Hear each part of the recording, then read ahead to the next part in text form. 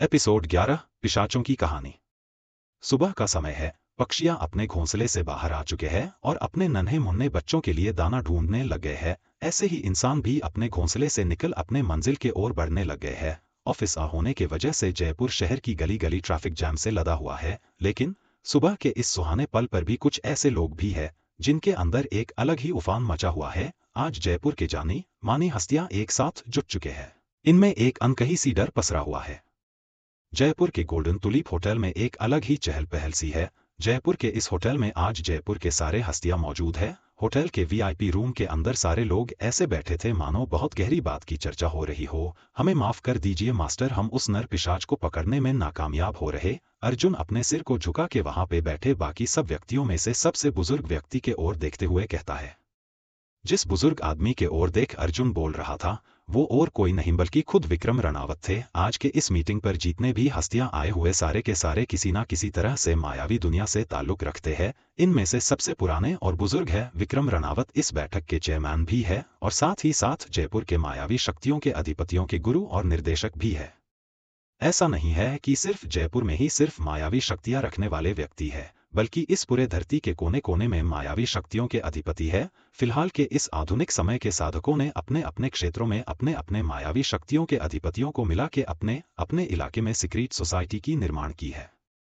ऐसी ही एक secret society है जयपुर की अभिनव भारत सोसाइटी, जिसके दाता महागुरु अभिनव थे। जयपुर के इस सीक्रेट सोसाइटी की इतिहास बड़ी लंबी है। कलयुग के सीक्रेट सोसाइटीज में से पुराने सोसाइटीज में गिने जाते हैं यह अभिनव भारत सोसाइटी। वही अर्जुन के सफाई को सुन विक्रम रणावत अपने पोती ईशा रणावत की ओर देखते हैं। उन्हें लगा था एटलीस्ट ईशा तो उस नर पिशाच को पकड़ पाने में सामर्थ थी, लेकिन उनके आशा तो निराशा में परिवर्तन हो गई थी। वो अपने सामने बैठे हर एक आदमी के ओर देखते हुए बहुत ही ठंडे लहजे में कहने लगते हैं, मुझे लगता है आप लोग इस काम को हल्के में ले रहे हैं। विक्रम रणावत अपने ठंडे निगाहों से बाकी सब के ओर देखते हुए कहते हैं। विक्रम रणावत ने अपने शक्तियों की संचार करना शुरू कर दिया था, जिससे उनके शक्ति की प्रवाह कमरे के अंदर होने लगी। उनके शक्ति के असर से बचने के लिए वहां पर बैठे लोगों ने अपने अपने शक्तियों से सुरक्षा घेरा बना लेते हैं। सहस्त्रार चक्र के 7वें स्तर पर होने के वजह से कोई भी उनके ताकत के असर को ज्यादा देर तक रोक नहीं पाए। जो कमजोर साधक थे वो तो खून की उल्टी करने लग गए थे।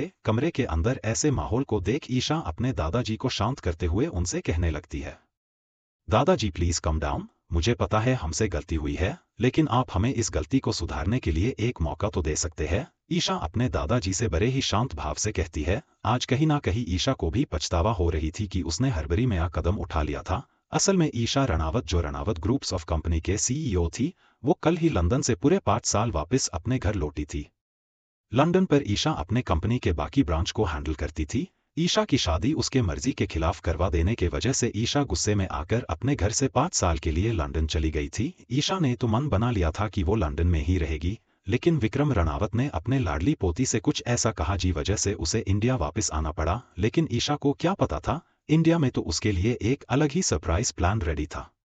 जैसे ही ईशा जयपुर लैंड हुई वैसे ही उसे अपने बचपन के दोस्त अर्जुन कपूर की कॉल आ गई और वो चल पड़ी मायावी नर पिशाच को ढूंढने। लेकिन बाद में दोनों को पता चला उन्होंने तो इस नर पिशाच को कम आंक लिया था, जिस वजह से तमाम प्रयत्न करने के बाद भी दोनों इस नर पिशाच को पकड़ने में नाकामयाब रहे। वही अपने पोती के बातों को सुन विक्रम रणावत अपने शक्तियों के प्रवाह को कम कर लेते हैं, जिससे बाकी के साधकों सुकून की सांसें मिलने शुरू हो जाती है। वही विक्रम रणावत अपने पोती के ओर देखते हुए सवाल करते हैं, तुम कहना क्या चाहते हो ईशा? दादाजी क्यों ना आप हमें पहले इन पिशाचों के बारे में बताएं ताकि हम जब भी दोबारा से इन पिशाचों को पकड़ने जाए तो हम इनको पकड़ने के लिए सही रणनीति बना पाए। ईशा अपने पलकों को झपकाते हुए कहती है। अपने पोती के सुझाव को सुन विक्रम रणावत के आंखों में भी चमक आती है, क्योंकि उन्होंने कभी नहीं सोचा था कि वो अपने सीक्रेट सोसाइटी के साधकों को इन पिशाचों के बारे में आगाह कर दे। इसीलिए वो अपने पोती के ओर देखते हुए उससे कहते हैं, ठीक है। फिर वो बाकी के साधकों के ओर देखते हुए कहने लगते हैं, कहते हैं, पिशाच के रचेता स्वयं भगवान ब्रह्मादेव है। वही पिशाचों को महर्षि कश्यप और दक्ष प्रजापति के पुत्री क्रोधवर्षा के पुत्र माने जाते हैं। पुराणों की माने तो पिशाचों को सबसे निकृष्ट श्रृंखला के अंदर माने जाते हैं, जो कि लोगों के खून पीते हैं। पिशाच श्रृंखला में जाने वाले लोग भी किसी समय में मनुष्य ही थे, लेकिन वैश्यासिक कृत्य करने पर और अंतिम संस्कार ना होने के वजह से वे पिशाच श्रृंखला में चले जाते हैं। विक्रम रणावत के मुंह से इस नए जानकारी को बैठक में बैठे हर एक व्यक्ति काफी ध्यान से सुन रहे थे। वही विक्रम रणआवत अपने वाणी को आगे जारी रखते हुए कहने लगते हैं। पिशाच को पूर्ण रूप से निशाचर माने जाते हैं, लेकिन इनमें भी कुछ प्रकार होते हैं जो दिन में भी विचरण कर सकते हैं। पिशाचों को इच्छाधारी माना गया है, जो किसी भी रूप को धारण कर सकते हैं। वही पिशाचों में जो सर्वशक्तिशाली होते हैं उन्हें ही वेताल कहा गया है। वही हमारे हिंदू धर्म के अनुसार इन्हें भगवान महाकाल का गण भी माना गया है, और कुछ स्थानों पर इन्हें तो महाशांता दुर्गा देवी का भाई भी माना गया है। यह पिशाच पौराणिक काल में प्रभु काल भैरव के भक्त और सेवक के रूप में नियुक्त होते थे, लेकिन जैसे जैसे समय बीतते गए वैसे वैसे यह पिशाच मायावी शक्तियों के लालच में अधर्म के पथ में प्रवेश करने लगे। मायावी शक्ति के दुनिया के हिसाब से इन पिशाचों को 4 उत्तम भागों में बांटा गया है। उनमें से पहला भाग है नर पिशाच। इन पिशाचों की पूर्णकालीन समय 200 से 500 साल तक की मानी गई है। यह पिशाच ऐसे पिशाच होते हैं जो रात दिन दोनों समय पर विचरण कर सकते हैं। यह पिशाच इंसानों के मांस और खून पर निर्भर होते हैं। अन्य भाषा में अगर कहे तो यह पिशाच हॉलीवुड मूवी में दिखाई जाने वाले वैम्पायर्स ही होते हैं। बस फर्क इतना होता है कि हम इन्हें नर पिशाच के नाम से जानते हैं। अगर इनकी निवास स्थल की बात कहे तो यह पिशाच वहां पर रहते हैं जहां पर पूर्ण रूप से काली शक्तियों की बास होती हो। यह पिशाच जहां पर भी रहते हैं वहां से मांस मछली के बदबू आने शुरू हो जाते हैं। इनकी शक्ति भी हम साधकों के समान होते हैं। इनके शक्तियों के मुकाबला करने के लिए सहस्त्रार चक्र के साधकों की जरूरत पड़ती है। वही अगर दूसरे भाग के पिशाच की बात करें तो यह पिशाच मानव जीवन में ब्राह्मण जाति से थे, जिस कारण इन्हें ब्रह्मा पिशाच कहे जाते हैं। लेकिन किसी भी नर पिशाच की उम्र अगर 500 साल से ज्यादा हो जाती है तो वो नर पिशाच ब्रह्मा पिशाच के साम्राज्य में चले जाते हैं। इन ब्रह्मा पिशाचों को पास अनंत परिमाण में ज्ञान है, जिसके ज्ञान सागर के अंदर हम साधक भी समा नहीं पाएंगे। यह ब्रह्मा पिशाच इतने ताकतवर होते हैं कि वो पंचतत्व को भी नियंत्रित कर सकते हैं। पुराणों के हिसाब से यह पिशाच सिर्फ और सिर्फ रात्रि समय में ही विचरण करते हैं। तो वहीं पर तीसरे भाग के पिशाच, जिन्हें पिशाचों के राजा भी कहे जाते हैं, यह है अनंत पिशाच, जो लगभग 10,000 वर्ष पुराने होते हैं। इन्हें साधारण पिशाचों के राजा के हिसाब से माने जाते हैं। हमारे पूरे भारत देश में कुल 4 अनंत पिशाच है, जो भारत के चारों दिशा में फैले हुए हैं। अगर हम दिशाओं की बात करें तो पूर्व दिशा के राज्य में एक अनंत पिशाच है, तो वही हमारे पश्चिम दिशा के अरावली पर्वत श्रृंखला में एक अनंत पिशाच की बास है, जिसे हमारे समय के साधकों ने भी नहीं देखा है। ऐसे ही बाकी के दिशाओं में भी है। वही अगर हम आखिरी भाग यानी कि चौथे भाग की बात करें तो यह है वेताल, जो पिशाचों के अधिपति होते हैं। लेकिन हमारे धरती पर ऐसे कितने वेताल मौजूद है, इनके बारे में हम मनुष्य जाति कुछ भी मालूम नहीं है।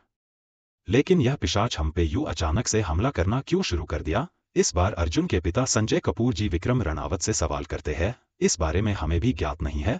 विक्रम रणआवत संजय कपूर को शांत कराते हुए कहते हैं, मुझे लगता है इसका सवाल हमें नर पिशाच के शिकार करने पर ही मालूम चलेगा। बैठक में बैठी एक साधक उनसे कहती है, अभी अभी जिस साधक ने अपनी आवाज उठाई थी वो एक लड़की थी, जिसका नाम रेखा तांबे थी। रेखा तांबे राजस्थान की जानी मानी हस्ती है, जो बहुत सारे बिजनेस के साथ जुड़ी हुई है। रेखा तांबे की उम्र भी ईशा की जितनी है, साथ ही में दोनों में गहरी दोस्ती भी है। आखिर में रेखा तांबे ईशा की बेस्ट फ्रेंड जो है।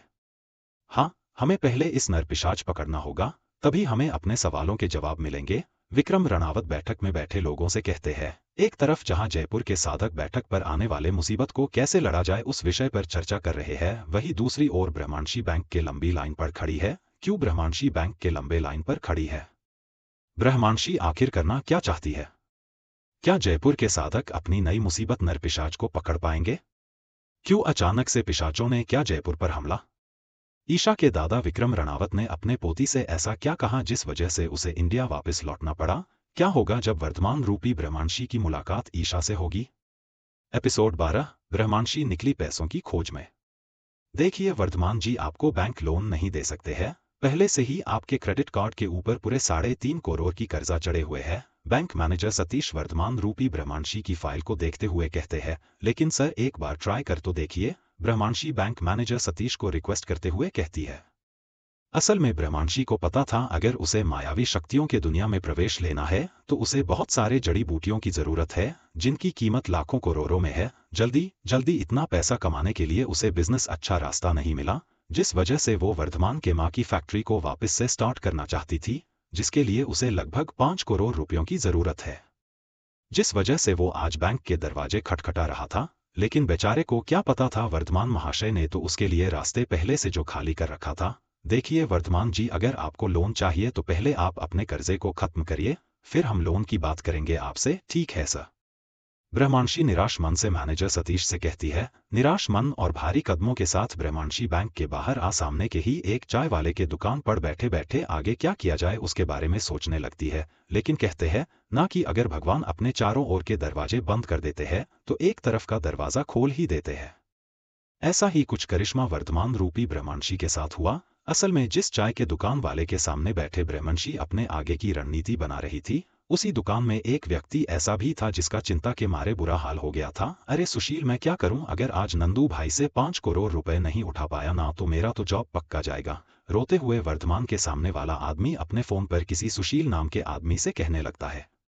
वही इस अजनबी चिंता को सुन वर्धमान के कान खड़े हो जाते हैं, क्योंकि वर्धमान के दिमाग में तो कुछ और ही ख्याल चल रहे थे।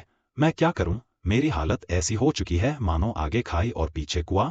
वो आदमी वापस रोते हुए अपने फोन से सुशील से कहने लगता है, मेरे छोटे छोटे बच्चे हैं। वो अजनबी आदमी रोते हुए ही अपने शिकायतें कहने में लगा रहता है। उस अजनबी आदमी को इस बारे बिल्कुल भी ध्यान नहीं रहा कि कब उसके पास ब्रह्मांशी उसके पास आ बैठ चुकी है। वही अपने दोस्त सुशील से अपने दुविधा कहने के बाद वो अजनबी सा आदमी अपने भीगे हुए आंसुओं से भरा चेहरे के साथ चाय पीने लग गया।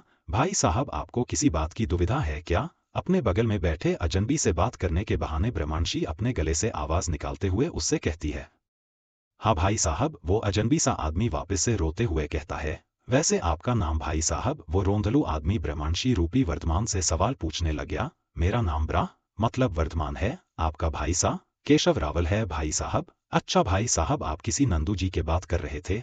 वर्धमान रूपी ब्रह्मांशी बड़े ही चालाकी के साथ अपने बातों को आगे खींचने की प्रयास करती है।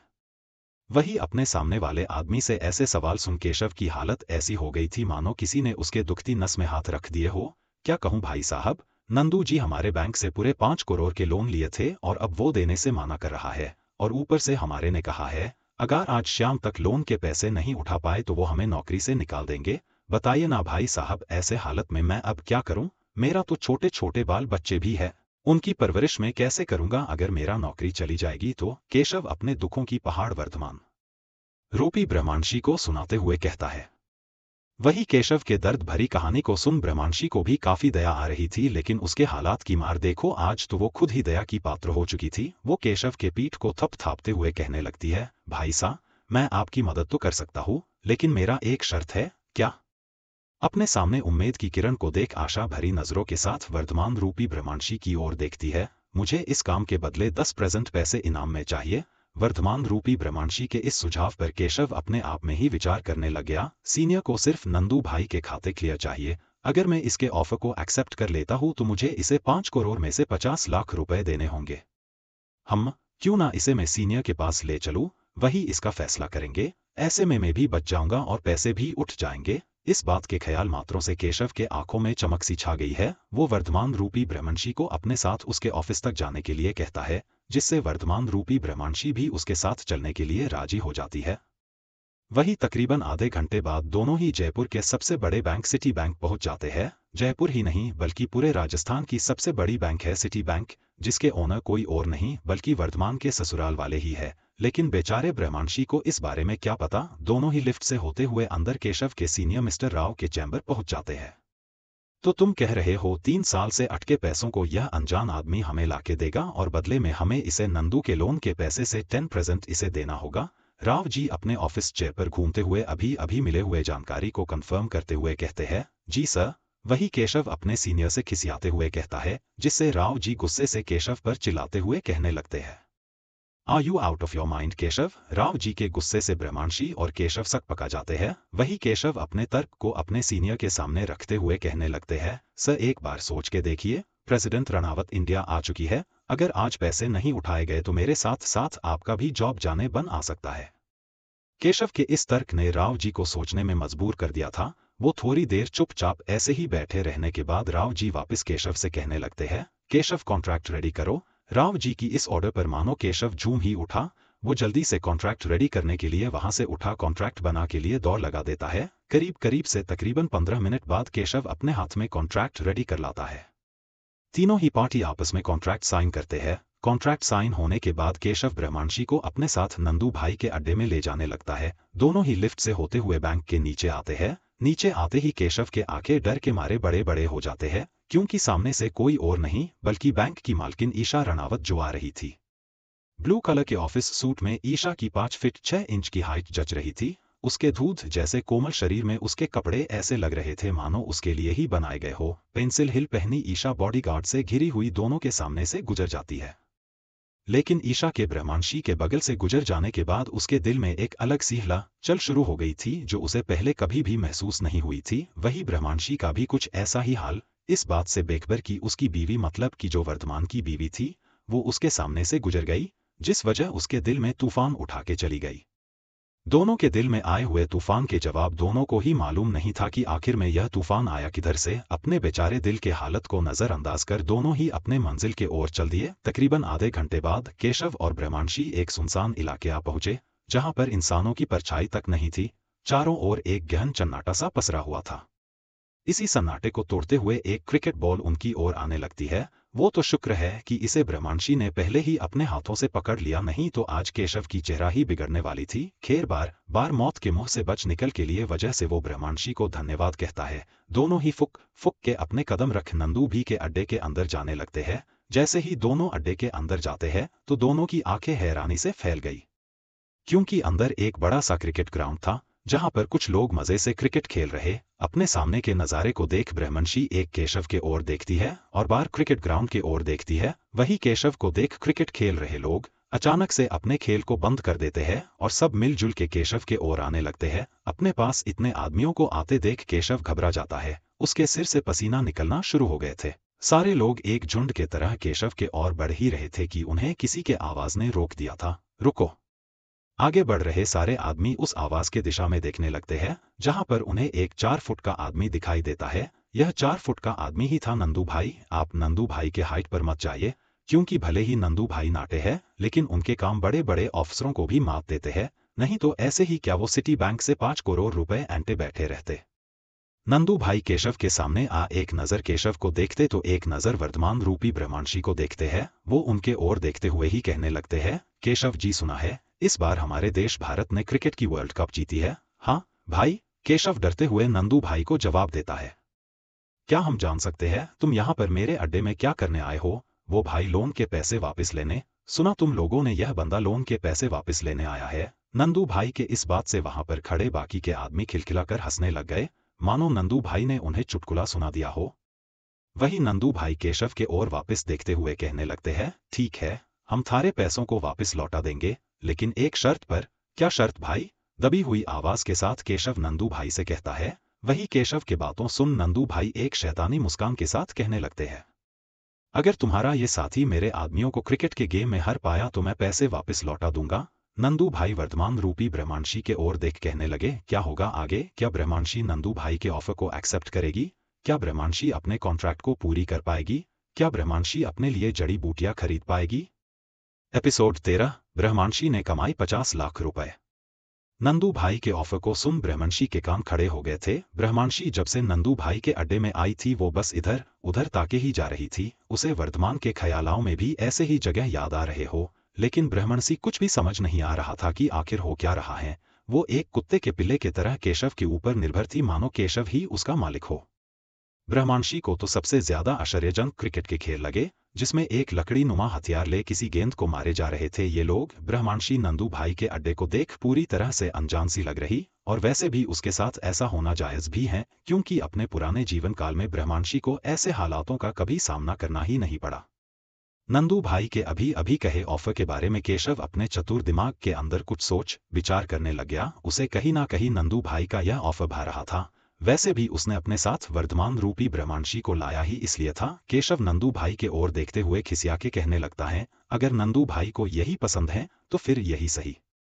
खिसियाते हुए केशव अपने हथियालियों से तालियां बजा देता है। वही दूसरी ओर ब्रह्मांशी को दोनों के ही कही हुए बातें ज्यादा पल्ले नहीं पड़ रही थी। ब्रह्मांशी तो यह सोचकर आई थी किसी को मारना पीटना ही तो है, लेकिन फिलहाल के मंजर को देख उसे समझ नहीं आ रहा था कि खेलना है मारना है।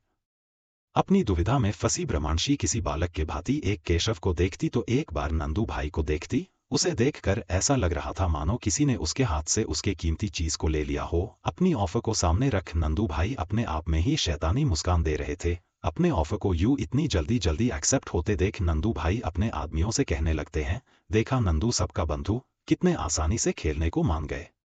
नंदू के इस कथन पर एक छुपी हुई आशय थी जिसके बारे में शायद से केशव को समझ आया हो, लेकिन इतने सालों के अनुभव होने के वजह से ब्रह्मांशी को नंदू के चेहरे के भाव को देखते हुए पता चल गया कि कुछ तो बात है जो उनसे छिपाए जा रहे थे। नंदू भाई खिसियाते हुए केशव की आदर सत्कार करते हुए कहने लगते हैं, जाओ केशव साहब के लिए कुर्सी लेके आओ और साथ में जलपान भी लेते आना। वही जयपुर के जाने माने गुंडे नंदू भाई के ओर से इतना आदर सत्कार को देख केशव फुले नहीं समा रहा था। केशव का सीन गर्व से 56 इंच बड़ा जो हो गया था। सारे इंतजाम करने के बाद नंदू भाई अपने आदमियों को खेल शुरू करने का इशारा देते हैं।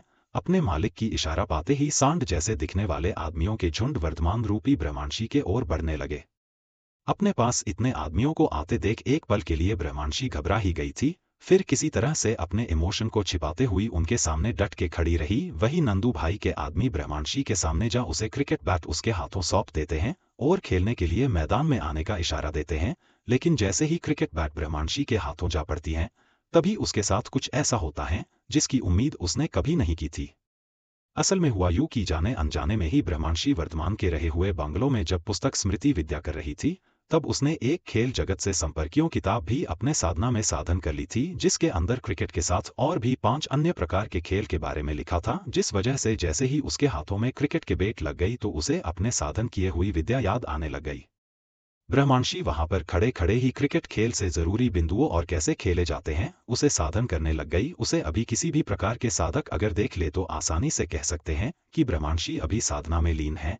थोड़ी समय के साधना के बाद ब्रह्मांशी वापस से होश में आती है, जहां पर वो देखता है नंदू भाई के आदमी अपने आप को बॉलिंग करने के लिए रेडी कर हैं।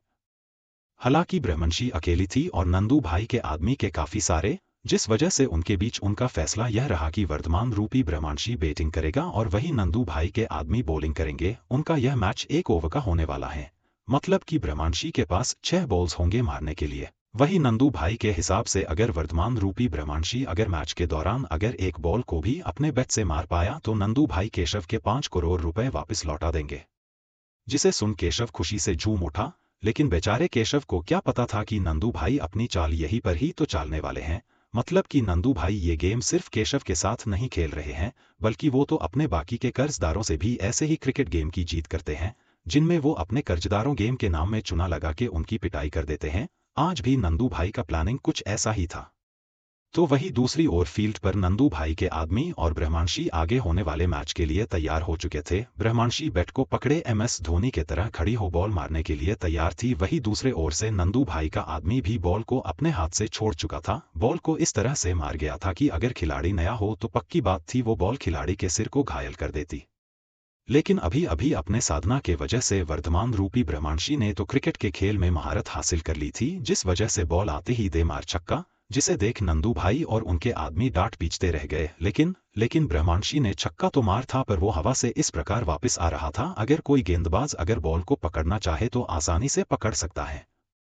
जैसे ही उन सांड जैसे देखने वाले आदमियों से एक आदमी बॉल को पकड़ने के लिए आगे बढ़ता है तो उसके साथ कुछ ऐसा होता है जिसके बारे में किसी को भी उम्मीद नहीं थी। असल में हुआ ये कि जैसे वो गेंदबाज बॉल पकड़ने गया तो बॉल उसके हाथ में ना आके सीधे ही उसके सिर पे गिर पड़ा।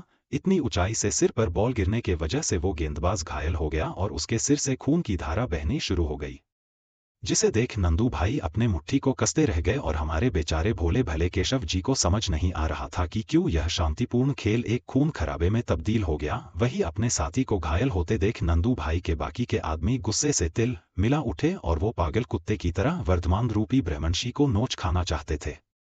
जैसे कि नंदू भाई के आदमियों के पास अब सिर्फ उनके पास 5 बॉल ही थी मारने के लिए, जिसे वो किसी जख्मी जानवर के तरह वर्धमान रूपी ब्रह्मांशी के ओर फेंकते हैं।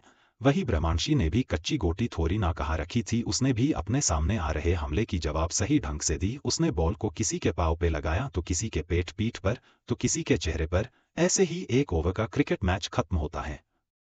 वही अपने सामने क्रिकेट की ऐसी दहशत भरी मंजर को देख नंदू भाई समझ गए थे कि केशव आज अपनी पूरी प्लानिंग के साथ आया हुआ है, जिस वजह से वर्धमान रूपी ब्रह्मांशी को सामने आते देख वो झट से अपने कैबिन के अंदर जा अपने हाथ में एक बड़ा सा बैग ले आता है। केशव को बैग को देखते ही समझ गया था कि इसमें पैसे हैं, जिस वजह से नंदू भाई के हाथ से बैग को अपने हाथों में ले वो पैसों को गिनने शुरू हो जाते हैं। वही अपने आदमियों की ऐसी हालत को देख नंदू भाई की हिम्मत नहीं हो रही थी कि वो वर्धमान रूपी ब्रह्मांशी के ओर देखे।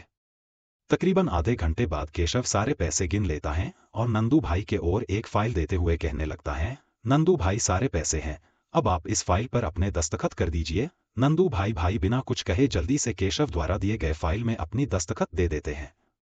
अपना कम होने के बाद केशव अपने सामने खड़े मसीहा को अपने पीछे पीछे आने का इशारा करते हुए वह से चल जाते हैं। वही ब्रह्मांशी भी बिना कुछ कहे एक आज्ञाकारी बालक के भांति केशव के पीछे पीछे चल देता है। सिटी बैंक वापस आने के बाद कॉन्ट्रैक्ट के हिसाब से ब्रह्मांशी अपनी हक की 50 लाख रुपए ले वहां से चली जाती है। ब्रह्मांशी को पता था कि इन 50 लाखों से कुछ नहीं होने वाला है, जिस वजह से वो एक ऐसी जगह पर जाता है जहां पर वर्धमान आए दिन जाया करता था। ब्रह्मांशी को भली भांति पता था कि जब वर्धमान जिंदा था तो वो अपना गुजरा जुए से ही करता था। वैसे ब्रह्मांशी को ऐसे काम करने की इच्छा तो नहीं थी, लेकिन वो भी बेचारी क्या करे, हालत के मारे वो एक बार उस रास्ते को आजमाना चाहती थी। ब्रह्मांशी को अपने ऊपर पूरा भरोसा था कि वर्धमान की जुए की कला और उसके इतने सालों की तजुर्बे से उसे आज कुछ तो मुनाफा होगा। ऐसे ही अपने आप में खोई हुई ब्रह्मांशी आ जाती है ऐसी जगह जहां पर चारों ओर आपको जुआ और नशा नजर आएगा। असल में ब्रह्मांशी जयपुर के एक जानी मानी कैसीनो में आ चुकी थी, जहां पर आए दिन जयपुर के अमीर जाड़े अपने पैसे उड़ाने आते हैं। ब्रह्मांशी जयपुर के जीन्स ब्रदर कैसीनो में आ चुकी थी, जहां पर चारों ओर सिर्फ शराबियों के आवाज और जुए की मधोशकी दिखाई और सुनाई देगी। ब्रह्मांशी को जहां तक याद था, वर्धमान हमेशा से ही टेबल नंबर 13 पर जुआ खेलता था, जिसलिए वो अपने कदम टेबल नंबर 13 की ओर करती है। जीन्स ब्रदर्स कैसीनो जयपुर का टॉप कैसीनो में से एक है, जहां पर लोग अपने आप को लूटाते भी हैं और रईस ज्यादा बनाते भी हैं। अगर हम इस कैसीनो के आर्किटेक्चर की बात की जाए तो ये किसी 5 स्टार होटल से कम नहीं है। इसके आर्किटेक्चर के ऊपर सच में जीन्स ब्रदर्स ने काफी पैसे खर्च किए हैं। पूरी कैसीनो के अंदर लाल रंग की धीमी धीमी रोशनी पड़ रही थी, जिससे वहां का दृश्य और ज्यादा रोमांचक हो गई है। वही ब्रह्मांशी वर्धमान के टेबल नंबर 13 में जा बैठ जाती हैं, जहां पर पहले से ही कुछ लोग मौजूद थे। क्या बात है वर्धमान जी, कहाँ इतने दिन थे आप? उनमें से एक आदमी वर्धमान के ओर देखते हुए कहता है। वही दूसरे ओर एक आदमी वर्धमान रूपी ब्रह्मांशी को तंज कसते हुए कहते हैं, लगता है वर्धमान जी जुआ खेलना भूल गए हैं। ऐसे ही वहां पर बैठे लोग एक एक कर अपने अपने हिसाब से वर्धमान के बार तंज के बार खींचने लग गए हैं। वही लोगों की इतनी तंज भरी बातों को सुनकर भी ब्रह्मांशी को ज्यादा फर्क नहीं पड़ा। उससे उल्टा उसे तो ऐसा लग रहा था कि इस समय के लोग ज्यादा बातें करते हैं। अपने चेहरे शांत भाव को रख ब्रह्मांशी उनसे कुछ ऐसा कहती है जिससे उनकी जान हलक पे आ गई थी। आखिर ऐसा क्या कहा था ब्रह्मांशी ने टेबल पर बैठे लोगों से? क्या ब्रह्मांशी अपने लिए पर्याप्त पैसों की इंतजाम कर पाएगी? क्या करने वाली हैं ब्रह्मांशी? एपिसोड 14, ब्रह्मांशी बनी रोडपति से करोड़पति। 13 नंबर टेबल पर बैठे लोगों से वर्धमान रूपी ब्रह्मांशी कुछ ऐसा कहती है जिससे वहां पर बैठे लोगों की हवा ही निकल जाती है। असल में जिस टेबल नंबर 13 पर ब्रह्मांशी और बाकी के लोग बैठे हुए थे, वो लोग आज यह पर रूलेट के गेम को खेलने वाले हैं। रूलेट गेम जिसकी ओरिजिन है फ्रांस में हुए थी। कहा जाता है ये रूलेट गेम की शान 18 शताब्दी से चली आ रही है। लैंड बेस्ड कैसीनो की बात करें या फिर ऑनलाइन की प्लेटफॉर्म की, रूलेट गेम गैम्बलिंग के दुनिया में अपनी एक अलग ही जगह रखते हैं। वैसे देखा जाए तो रूलेट गेम बहुत ही आसान गेम है, जिसमें आपके पास एक व्हील होती है जहां पर 1 से 36 के बीच के नंबर रखे होते हैं और व्हील के ऊपर एक छोटा सा सफेद बॉल होता है। और गेम के हिसाब से आपको यह अनुमान करना होता है कि वो सफेद बॉल 1 से लेकर 36 तक के नंबर के बीच के कौन से नंबर के बीच रुकने वाली है, जबकि एक बार बेट स्टार्ट होने के बाद उस नंबर वाले व्हील को घुमाया जाता है। लेकिन इस गेम को दूर से ही देखने में अच्छी लगती है, क्योंकि सामने से इस गेम के अंजाम को बता पाना बहुत ही मुश्किल है। यहाँ पर इंसान के दिमागी हालत की एक अच्छी खासी जायजा ली जाती है, जिस वजह से पुराने समय में यूरोप देश के राजा महाराजा खूब खेलते थे इस गेम को। वही जैसी ही ब्रह्मांशी वर्धमान द्वारा जुए में खेले गए गेम्स के बारे में पता चलती है तो उसे काफी हद तक हैरानी होती है, क्योंकि वर्धमान के स्मृति शक्ति के हिसाब से वर्धमान ने अपने जीवन में केवल 2 ही जुए की खेल खेली थी, जिसमें से टेबल नंबर 13 के रूलेट गेम और एक है पकड़, जो काफी हद ताश के पत्ते जैसे है। लेकिन ब्रह्मांशी को इस बात बड़ी सकू थी कि वर्धमान ने भले ही अपने जीवन काल में ये 2 गेम खेली हो, लेकिन उसके अंदर इन दोनों जुओं वाली खेल की जितनी ज्ञान है, उससे तो आज वो अपने जुड़ी बूटी की पैसे जुटा के ही जाएगी यह से। वही ब्रह्मांशी ने सामने के आदमियों के तंज से भरी हुई बातों को सुनकर भी उन्हें इग्नोर कर देती है और उनसे अपने शांत चित्त के साथ कहती है, 10 लाख की बोली। वही वर्धमान रूपी ब्रह्मांशी के मुंह से 10 लाख की बोली सुन वो लोग शौक में चले गए थे, क्योंकि वर्धमान ने कभी भी अपने जीवन में इतनी बड़ी रकम की बाजी नहीं लगाई थी। उन्हें हैरानी हो रही थी कि अपने सामने बैठे इस नकारे निठल्ले के पास इतने पैसे आया कहाँ से। थोड़े समय अपने आप खोए रहने के बाद टेबल पर बैठे बाकी 3 लोगों के चेहरे पर शैतानी मुस्कान झलक रही थी, मानो वो अपने दिमाग में कुछ खिचड़ी पक रहे हो। वैसे भी पक भी रहे थे। वर्धमान रूपी ब्रह्मांशी के मुंह से इतनी बड़ी रकम को सुन उन्हें हजम जो नहीं हो रही थी। ब्रह्मांशी के बाजी लगाने के बाद वह पर बैठे बाकी 3 लोग भी अपनी अपनी बाजी लगा थे। बाजी लगने के बाद व्हील को घुमाया जाता है। ब्रह्मांशी ने 1 से 18 के बीच सफेद गेंद रखने की बात रखी, वही बाकी के तीनों ने अपने भी राय रखी। लेकिन जब व्हील रुकी तो उन तीनों में से एक व्यक्ति जो उनमें सबसे मोटा था, उसके चेहरे पर विजय मुस्कान थी, क्योंकि इस बार का बाजी वो मोटा आदमी जो जीत चुका था। तो वही दूसरी ओर ब्रह्मांशी के 50 लाख में से 10 लाख पानी में चले गए, लेकिन अपने पॉकेट से 10 चले जाने पर भी ब्रह्मांशी के चेहरे पर निराशा के भाव नहीं थे। उसके विपरीत उसने और 15 लाख की बाजी वापस से लगा दी। वर्धमान रूपी ब्रह्मांशी को इतने दरिनी दिली से पैसों को उड़ाते देख बाकी 3 लोगों के अंदर लालच की सागर और गहरी होती जा रही थी।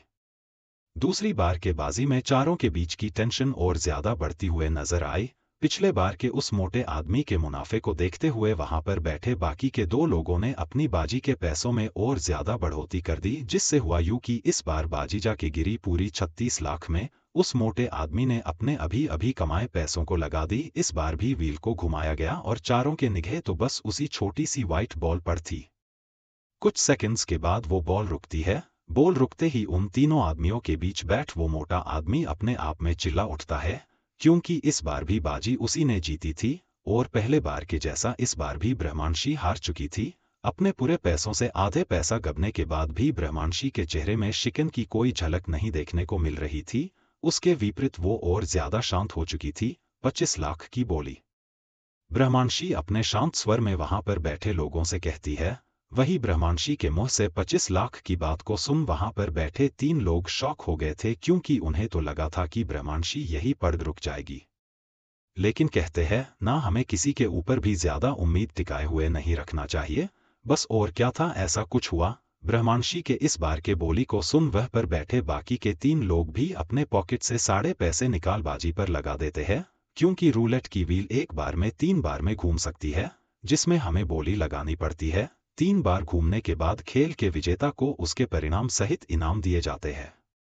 आखिरी बार के व्हील को घुमाया जा रहा है। ब्रह्मांशी के सामने बैठे तीनों आदमियों के चेहरे पर पसीने की लहर को देखी जा सकते हैं। इन तीनों ने अपने वर्षों से जमाई हुई जमा पूंजी को आज इस बाजी के नाम कर दिया है और भगवान से दुआ करते उनका नंबर लग जाए। व्हील चालू होने के साथ साथ चारों के निगाहें उस सफेद बॉल पर थी जो गोल गोल घूमे जा रहा था। थोड़ी देर बाद वो बॉल ऐसे रुकती है जिससे उनकी जान हलक में आ जाने को थी। असल में इस ब्रह्मांशी पैसा नंबर 12 पर लगाई थी और प्रिडिक्ट भी किया था कि नंबर 12 पर आएगी। तो वही पहले के राउंड के विजेता उस मोटे आदमी ने अपनी प्रेडिक्शन 19 से 36 के बीच तक की थी। वही बाकी के दोनों आदमियों ने अपनी अपनी प्रेडिक्शन और नंबर पर किए हुए थे और अभी की हालत ऐसी हो रही थी मानो ये सफेद बॉल गिरे तो कहाँ गिरे। चूंकि व्हील अभी तक स्टॉप नहीं हुआ था, बस उसकी रफ्तार कम हो गई थी, जिस वजह से वो सफेद बॉल नंबर 13 और 12 के बीच अटक रही थी। ऐसे ही कुछ सेकंड बीतने के बाद अब इस जुए का रिजल्ट उनके सामने था, जिसे देख उन तीनों के साथ साथ आसपास के लोगों के भी जान निकल चुकी थी। हर किसी को लगा था कि वर्धमान रूपी ब्रह्मांशी अपने पैसों को गवा बैठेगी, लेकिन किस्मत की करिश्मा देखा ना, डूबते हुए पैसों को वापस से अपने पास ले आई ब्रह्मांशी ने। असल में जिस सफेद रंग के सफेद बॉल पर सबकी नजर टिकी हुई थी, उस बॉल ने सबके आंखों में धूल झोंक कर व्हील के रुकते ही ब्रह्मांशी के प्रिडिक्ट किए हुए नंबर पर जा रुकी थी। और रूलेट गेम के रूल के मुताबिक अगर कोई व्यक्ति किसी सिंगल डिजिट वाले नंबर पर बाजी लगाता है तो उसे उसके मूल राशि से 35 गुण ज्यादा राशि प्राप्त होती है। तो उस हिसाब से देखा जाए तो वर्धमान रूपी ब्रह्मांशी ने 12 नंबर पर अपने 25 लाख रुपयों की मूल राशि व्हील के 12 नंबर लगाई थी, जिस वजह से गेम नियम मुताबिक उसे उसके 25 लाख के 35 गुना ज्यादा पैसा मिलेगा, जिसका मतलब है कि ब्रह्मांशी को अब पूरे 8 करोड़ 75 लाख रुपए मिलेगा। जिस वजह से वहां पर हलचल मैच गई थी, क्योंकि आज तक कैसीनो को इतनी भारी नुकसान कभी नहीं हुआ था। वही टेबल नंबर 13 पर बैठे बाकी तीनों की आंखें शर्म के मारे नीचे हो चुकी थी। लेकिन इसी बीच कोई ऐसा भी था जो एकटक वर्धमान रूपी ब्रह्मांशी के ओर घूरे जा रही थी। उस आदमी ने सूट बूट पहने हुए थे, जिसे एक नज़र में ही कह सकते थे कि वो किसी अमीर घराने से ताल्लुक रखता है, वैसे वो अनजान सा शख्स तकरीबन 50 साल के लग रहे थे। इन सब से भी खबर ब्रह्मांशी डीलर से अपने जीते हुए पैसे मांगने लग गई। अपने हक के पैसे ले ब्रह्मांशी वहां से बाहर की ओर निकल जाने लगती है। लेकिन उसे क्या पता था कि कोई था जो उसकी पीछा करने लग गया था। कौन था वो आदमी जो ब्रह्मांशी का पीछा कर रही थी? कौन है वो जो ब्रह्मांशी के ओर एकटक से घूरे जा रही थी? क्या इस अनजान आदमी ने ब्रह्मांशी का सच जान लिया था? क्या होगा जब ब्रह्मांशी का सच दुनिया वालों के सामने आएगा? एपिसोड 15 एक नई दुनिया, मिलियनेयर क्लब्स एंड कैसीनो। ब्रह्मांशी जीन्स ब्रदर कैसीनो के बाहर आ चुकी थी और टैक्सी के लिए वेट कर रही थी। वो अपने धूम में ही थी कि अचानक से उसे अपने कंधे पर किसी के हाथ महसूस होती है। यूं अचानक से अपने शरीर के ऊपर किसी अन्य इंसान के स्पर्श को महसूस कर ब्रह्मांशी सिहर उठती है और अपने पीछे किया है उससे सामना करने के लिए वो पीछे मोड़ती है। चूंकि ब्रह्मांशी को इस आधुनिक समय में आए हुए ज्यादा दिन नहीं हुआ था, जिस वजह से वो छोटी छोटी चीजों पर घबरा जाती है। अपने सामने किसी अनजान शख्स को देख ब्रह्मांशी शॉक हो जाती है। उसके सामने एक अनजान आदमी खड़ा था जिसका उम्र तकरीबन 50 साल की होगी। बाल हल्के हल्के सफेद हो चुके थे, लेकिन चेहरे पर एक अलग तेज थी जो उसके साधक होने की परिचय दे रही थी। इस अनजान आदमी ने ब्लैक कलर की ब्लेजर पहना था। वो ब्रह्मांशी के ओर देख के मुस्कुरा देता है और ब्रह्मांशी से बात करने के खातिर पूछता है, तुम कौन हो यंग मैन? वर्धमान राजपूत। अपने अंदर के अस्जता को छिपाते हुए ब्रह्मांशी सामने खड़े आदमी को जवाब देता है, आप कौन? ब्रह्मांशी को भी अब जिज्ञासा होने लग गई थी, आखिर ये आदमी कौन है जो उसे इस तरह से रोके रखा है। आदेश, आदेश तोमर नाम है मेरा। ब्रह्मांशी के सामने खड़ा अजनबी सा आदमी अपनी पहचान बताते हुए कहता है। जी बोलिए, आपको कुछ कहना था? ब्रह्मांशी उस आदमी के मकसद के बारे में जाने के इरादे से उस आदमी से पूछती है। तुम बहुत अच्छे रूलेट खेलते हो वर्धमान। आदेश वर्धमान रूपी ब्रह्मांशी के ओर गर्व भाव से देखते हुए कहता है, जी शुक्रिया। ब्रह्मांशी अपने तारीफ करने पर अपने सामने के आदमी जो आदेश था उसे शुक्रिया अदा करती है। ब्रह्मांशी ने पहले से ही आदेश के शरीर से आई हुई ऊर्जा को भाप लिया था और उसे ये भी ज्ञात हो चुका था कि हो ना हो ये आदमी उच्च कोटि का साधक है। आपको कुछ कहना था? ब्रह्मांशी आदेश तोमर से वापस से अपनी सवाल दोहराती है, क्योंकि आदेश तोमर अपने बड़ी बड़ी आंखों से एकटक घूरे ही जा रहे थे। अपने चोरी को इस तरह से पकड़े जाने पर आदेश तोमर अपने गले को साफ करते हुए ब्रह्मांशी से कहते हैं, मैं एक जगह जानता हूँ जहां पर इससे भी ज्यादा जुए का खेल होता है। वही आदेश के मुंह से जुए के बात को सुन ब्रह्मांशी के आंखें चौंधिया जाती है, क्योंकि इस समय ब्रह्मांशी को अपने हालात को सुधारने के लिए काफी पैसे की जरूरत थी और इस वक्त अचानक से इतने पैसों की कमी को पूरी करने के लिए उसे जुए से अच्छा रास्ता नहीं देखा था। हालांकि उसे पता था कि वो अपने कमाए हुए पैसों को हार भी सकती है, फिर भी वो एक बार रिस्क लेना चाहता था। वही ब्रह्मांशी के चेहरे के भाव आदेश के आंखों से नहीं छुपी, जिस वजह से वो अपने बात को आगे जारी रखते हुए कहने लगता है, अगर तुम चाहो तो मेरे साथ जा सकते हो वहां।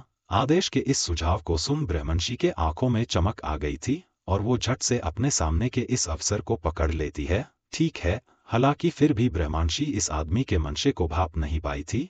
वही दूसरी ओर वर्धमान रूपी ब्रह्मांशी को अपने ऑफर पर राजी होते देख आदेश के चेहरे पर चमक आ जाती है। ऐसा नहीं था कि वो ब्रह्मांशी के लिए गलत भावना रखता है। असल में आज तो आदेश ने ब्रह्मांशी के रूलेट गेम को शुरू से आखिरी तक देखा और उसके मन में वो एक जिज्ञासा था कि आखिर में अगर वो पहले राउंड में जीत सकता था तो फिर उसने बाजी को आखिर तक क्यों रखा। साथ ही में वो वर्धमान रूपी ब्रह्मांशी जैसे गंभीर आदमी से दोस्ती भी करना चाहता था। उच्च कोटि के साधक होने के वजह से आदेश को इतना तो मालूम चल चुका था, वर्धमान रूपी ब्रह्मांशी कोई साधारण इंसान नहीं था। दोनों ही आदेश के आउडी कार में जा बैठे। तकरीबन 45 मिनट बाद दोनों ही एक रेगिस्तान नुमा जगह जा पहुंचते हैं। जैसे ही दोनों उस जगह पर उतरते हैं, वैसे ही ब्रह्मांशी वहां के हालात को देख हैरान हो जाती है, क्योंकि इस रेगिस्तान नुमा जगह पूरी तरह से खाली थी। आमने सामने कोई जगह नहीं था सिवाय एक छोटी सी फोन बूथ जैसे घर की, जो बहुत ही छोटा था, जिसे देखकर ऐसा मानो अंदर सिर्फ एक ही आदमी जा सकता है। अपने सामने के इस मंजर को देख ब्रह्मांशी अपने साथ आए आदेश के ओर देखता है। आदेश भी ब्रह्मांशी के असहजता को समझ चुका था, इसलिए वो उसे आश्वासन देते हुए कहता है, घबराओ मत। इतना कह आदेश आगे चलने लगता है और ब्रह्मांशी उसके पीछे पीछे। कुछ कदमों के फसलों के बाद दोनों ही उस फोन बूथ नुमा घर के सामने आ जाते हैं। उस फोन बूथ नुमा घर के सामने आते ही आदेश अपने हाथ से एक कार्ड निकालकर अंदर की ओर सरका देता है। कार्ड के अंदर जाते ही उस फोन बूथ नुमा घर जो काली अंधेरी रात में दबी हुई थी उससे लाल रंग की रोशनी निकालने लग गई। थोड़े देर बाद ही उस फोन बूथ नुमा घर की दरवाजा खुल जाता है और दोनों ही उसके अंदर जाते हैं। जैसे ही दोनों अंदर जाते हैं तो वहां उन्हें एक लिफ्ट दिखाई देती है। दोनों ही लिफ्ट के अंदर चले जाते हैं। थोड़ी देर बाद आदेश और ब्रह्मंशी दोनों ही लिफ्ट से बाहर आते हैं और अपने सामने का मंजर देखते हैं। चारों ओर घनी नीले रोशनी फैले हुए थी जिससे माहौल बहुत ज्यादा भूतहा लग रहा था। ऊपर से इस माहौल को और ज्यादा बढ़वा देने के लिए वहां के लोग भूतों के कॉस्ट्यूम में थे। यह जगह जैसे कि किसी कहानी से निकली हो। कोई ड्रैक्युला के कॉस्ट्यूम में तो कोई चुड़ैलियों कॉस्ट्यूम में। अपने सामने के मंजर को देख वर्धमान रूपी ब्रह्मंशी को काफी ज्यादा अजीब लग रहा था। ब्रह्मंशी ने अपने पिछले जीवन कालीन में कभी भी ऐसी माहौल को नहीं देखा था। उसके चेहरे पर के उभरे हुए भावों को आदेश ने भाप लिया था, जिस वजह से वो ब्रह्मंशी की पीठ को थपथापते हुए कहता है, घबराओ मत, इन लोगों ने जस्ट कॉस्ट्यूम पहना है। इतना कह आदेश आगे की ओर जाने लगता है और उसके पीछे ब्रह्मंशी जाने लगती है। आदेश के पीछे पीछे जाते हुए ब्रह्मंशी समझ गई थी कि यह जगह एक अंडरग्राउंड एरिया है। दोनों ही जिधर से गुजर रहे थे वहां पर बहुत सारे कॉरिडोर्स थे। आदेश उसे ले एक कॉरिडोर के पास जाता है और वहां के सिक्योरिटी पंच कोड में कुछ टाइप करते हैं। सिक्योरिटी पंच कोड पर टाइप करने के करीब 5-10 सेकंड्स बाद उस कॉरिडोर के दरवाजे के खोल जाते हैं और दोनों ही अंदर की ओर अपने कदम बढ़ा देते हैं। जब अंदर जाते हैं तो ब्रह्मंशी को पता चलता है कि वो तो किसी सीढ़ी से होते हुए नीचे के ओर जा रहा था, जिसका मतलब ये हुआ कि इस ग्राउंड फ्लोर बिल्डिंग के नीचे कई सारे फ्लोर्स हैं। कुछ पल बाद दोनों ही सीढ़ियों से होते हुए एक और फ्लोर पर पहुंच जाते हैं, जहां पर का दृश्य पहले वाले से बहुत अलग था। ब्रह्मंशी अपने आंखों को फाड़ फाड़ के देख रही थी, क्योंकि वहां पर कुछ और नहीं बल्कि अंडरग्राउंड के मंजर जो दिखाई दे रहे। इस फाइटिंग स्पॉट पर बहुत सारे फाइटिंग मैच के स्टेज बने हुए थे जहां पर खूंखार से खूंखार फाइटर एक दूसरे से लड़ रहे थे। यह है जयपुर का अंडरग्राउंड इलाका। यहाँ पर सब कुछ होता है, बड़े बड़े डील्स, फाइटिंग्स के ऊपर bets and so many things, but बदकिस्मती से यहाँ पर कुछ चुनिंदा लोग ही आ सकते हैं। आदेश तोमर ब्रह्मंशी के ओर देखते हुए उसे यहाँ के विशेषताओं के बारे में बताने लगता है। ब्रह्मंशी भी अपने कान लगा के अपने सामने के आदमी के बातों को सुन रही थी। उसे अब पता चल चुका था कि यह जगह असल में एक बैटिंग स्पॉट है जहां पर लोग अपने पैसे उड़ाने आते हैं और ऊपर से यह जगह एक वीआईपी एरिया है। यहाँ के अंडरग्राउंड मैचों के स्टेज पर खूंखार खिलाड़ी एक दूसरे से लड़ रहे थे। यहाँ पर जोड़ी जोड़ी मुकाबले और तेज जोड़ों के बीच जोश और उत्साह था। यहाँ के अंडरग्राउंड फाइट क्लब के खिलाड़ी अपने पसीने से बहकर लटके हुए भारी बैग्स पर मुक्का मुक्का मार मार कर अपनी ताकत को दिखा रहे थे। यहाँ की छत से नीचे तक की आवाजें आ रही थीं और दरवाजे के पास खड़े दरवाजे वाले बॉक्स में बैठे लोग उन्हें देख रहे थे। यहाँ के अंडरग्राउंड मैचों के रिंग में एक दूसरे को टक्कर देने वाले खिलाड़ियों के बीच तेज जोड़ों की लड़ाई देखकर उनके दिल में जोश भर आ रहा था। इन फाइटिंग रिंग्स से गुजरते हुए दोनों ही एक वीआईपी रूम के अंदर अपनी दाखिला लेते हैं। रूम काफी आलीशान था। यहाँ पर एक बड़ी स्क्रीन वाली टीवी थी जहाँ पर बाहर हो रहे खिलाड़ियों के ताकत की नुमाने दिखाई दे रही थी। सामने दो बहुत ही लक्सूरियस सोफे थे और एक टेबल पर तरह के तरह विदेशी वाइन के बॉटल्स थे, जिन्हें देखने में ऐसा लग रहा था मानो यह बहुत ज्यादा कॉस्टली होंगे। दोनों ही जा सोफे पर बैठ जाते। उनके बैठते ही रूम का दरवाजा खोल एक वेट्रेस अंदर आती है। उसके हाथ में खाने की ट्रे थी। वेट्रेस चुपचाप उन्हें खाना परोस के वहां से चली जाती है। अभी का माहौल बाहर के मुकाबले बहुत शांत था। जहां बाहर में इतनी शोर शराब हो रही थी तो वही अभी यहाँ पर एक शांति सी पसरी हुई थी, जो ब्रह्मंशी को बहुत भा रहा। हम जहां पर है उसे मिलियनेयर क्लब्स एंड कैसीनो के नाम से जाना जाता है। यह क्लब सिर्फ जयपुर में ही नहीं बल्कि पूरे इंडिया में फैला हुआ है। इस क्लब की ओनर रेखा तांबे है, जो तांबे इंडस्ट्रीज के ओनर शेखर तांबे के एक लौती बेटी है। यह क्लब खास करके अमीर लोगों के लिए बनाया गया है, जहां पर अमीर लोग अपने हसरतें पूरी करते हैं। यहाँ सबसे खास और यूनिक चीज है यहाँ की फाइटिंग शो, जहां पर देश दुनिया के फाइटर्स अपने ताकत दिखाते हैं। इन्हीं फाइटर्स के ऊपर हम जैसे अमीर आदमी बेट लगाते हैं और जो इस बेट में जीतता है उसे बेट में लगी पैसों में से 30% बोनस एक्स्ट्रा मिलता है, मतलब मेन अमाउंट से 30 गुना ज्यादा। स्क्रीन पर अभी जो दिखाया जा रहा है वो इन फाइटर्स के पोटेंशियल को दावा कर रहा है। थोड़े देर बाद फाइट शुरू होगा, जहां पर यहाँ के ऑडियंस अपने पैसे निवेश करेंगे। कमरे के टीवी स्क्रीन के ओर देखते हुए आदेश ब्रह्मंशी को यहाँ की प्रोसेस समझता है। वही ब्रह्मंशी के जितने भी सवाल थे वो आदेश की बातों से क्लियर हो गई। ब्रह्मंशी सोफे पर बैठे बैठे अपने नजर फाइटर्स पर दोहराने लगा। वो अपने आप में ही आंकलन करने लगा कि कौन से फाइटर पर अपनी बैटिंग करने वाली है। तकरीबन 5 मिनट बाद स्क्रीन पर काउंटडाउन शुरू हो गए, जो कि यह अंदेशा दिखा रही थी कि फाइट कभी भी शुरू होने वाला है। 3 2 1 and the fight start. TV screen पर फाइट शुरू होने की अंदेशा देते हुए दिखाता है, तो वही दूसरे फाइट शुरू हो जाती है। जैसे ही फाइट शुरू हो जाती है, वैसे ही लोग अपने अपने पैसे निवेश करने लगे। इस अंडरग्राउंड फाइटिंग मैच में कुल 10 फाइटिंग रिंग है, जिसमें से रिंग नंबर 5 सबसे आगे है। आदेश ने भी अपने पैसे रिंग नंबर 5 पर लगा दिए थे, लेकिन इससे उल्टा ब्रह्मांशी की नज़र रिंग नंबर 7 पर थी। रिंग नंबर 7 के फाइट बहुत ढीली चल रही थी, जिस वजह से रिंग नंबर 7 पर ज्यादा पैसे निवेश नहीं हो रहे थे। लेकिन इन सब की परवाह ना करते हुए ब्रह्मांशी अपने नज़र रिंग नंबर 7 पर ही टिकाई हुई थी। रिंग नंबर 7 में जो फाइटर्स थे उनमें से एक इटली का था और दोनों ही कोइंसिडेंस के साथ एक ही कंट्री से बिलोंग करते हैं। दोनों ही फिनलैंड के खूंखार फाइटर थे। एक नाम रेमो था जो देखने में बहुत ज्यादा हट्टा कट्टा था। जीतने भी बेट रिंग नंबर 7 पर लग रहे थे, उनमें से ज्यादा रेमो पर ही था, तो वही दूसरा जो ओन्नी था उसके ऊपर अब तक कम बेट लग चुका था। ब्रह्मांशी अपने नज़र रिंग नंबर 7 की ओर देखते हुए अपने सामने के टीवी स्क्रीन और देख अपना पहला बेट लगती है, जिसे देख आदेश के आंखें शौक से बड़े बड़े हो गए थे। तो वही दूसरी ओर ब्रह्मांशी के बेट को देख बाकी के लोग भी हैरान हो गए थे। आखिर कौन से रिंग पर ब्रह्मांशी ने अपनी बेट लगाई थी? कौन से खिलाड़ी पर ब्रह्मांशी ने बेट लगाई थी? क्यों ब्रह्मांशी के बेट पर बाकी के लोग हैरान हो गए थे?